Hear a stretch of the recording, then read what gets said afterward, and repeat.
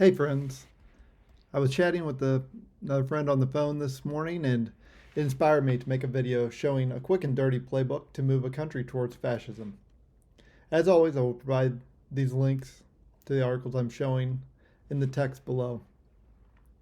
Fascism is a far-right, ultranationalist political ideology characterized by dictatorial power, forcible suppression of opposition, strong regimentation of society and the economy, and often a policy of belligerent nationalism and racism. Historically, authoritarian leaders have employed several strategies to move a country toward fascism. The first is the cultivation of a charismatic leader, promoting a central figure who embodies national strength and unity, often portrayed as a savior of the nation. This sounds like MAGA to me, the MAGA version of Trump. The Fair Observer article I've got shown on the screen notes in particular on the sense of mission that a charismatic leader evokes, a cause shared by his or her followers, giving their charisma a sense of purpose. For those who do not share this mission, such leaders are unlikely to hold much charismatic appeal. That's why you either love them or hate them, right? Then there's the second strategy is suppression of political opposition.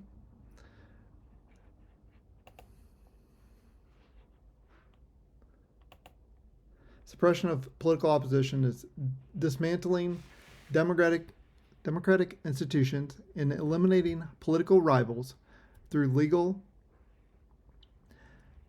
and extra-legal means. Over the past 10 years, Trump's playbook has been to dismantle democratic institutions and attack the freedom of the press, which leads me to my third strategy used, and that is control of the media. And the control of the media is manipulating or monopolizing media outlets to disseminate propaganda, suppress dissenting views, and control public perception.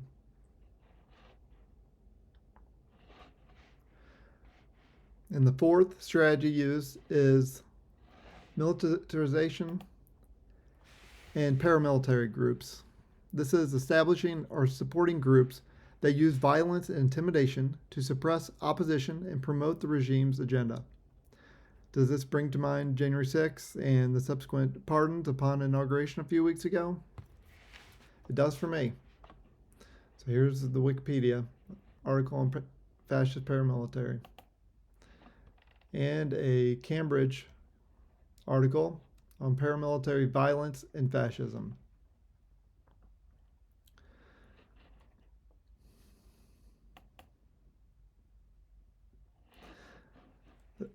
The next strategy, the fifth strategy, is a nationalist and xenophobic rhetoric. This is promoting extreme nationalism and scapegoating of minorities or foreign groups to unify the populace against perceived threats.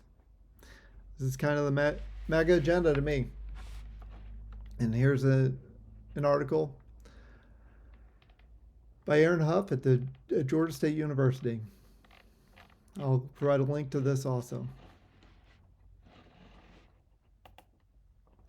So the sixth strategy is the erosion of the rule of law. This is undermining legal frameworks to justify authoritarian measures and eliminate checks on power. We are in a constitutional crisis right now, as there appears to be very few checks on power.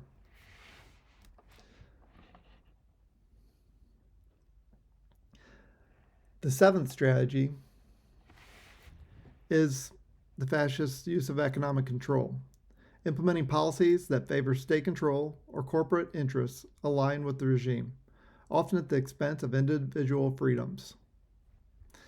And to me, this is part of the agenda of Musk's Doge. And here's an article on Doge's illegal takeover, pulls from fascist playbooks. Take a look at this.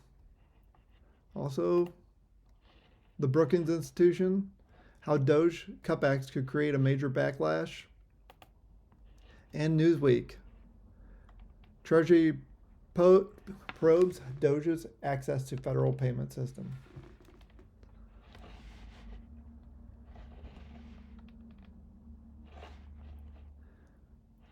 These tactics have been observed in various historical contexts, such as Nazi Germany under Adolf Hitler and Fascist Italy under Benito Mussolini. In contemporary settings, similar strategies have been noted in various countries. For instance, recent analysis have highlighted how certain political figures have employed tactics reminiscent of historical authoritarian regimes, including reshaping language and culture, targeting media critics, and promoting patriotic education to consolidate power. This leads me to think of what is happening.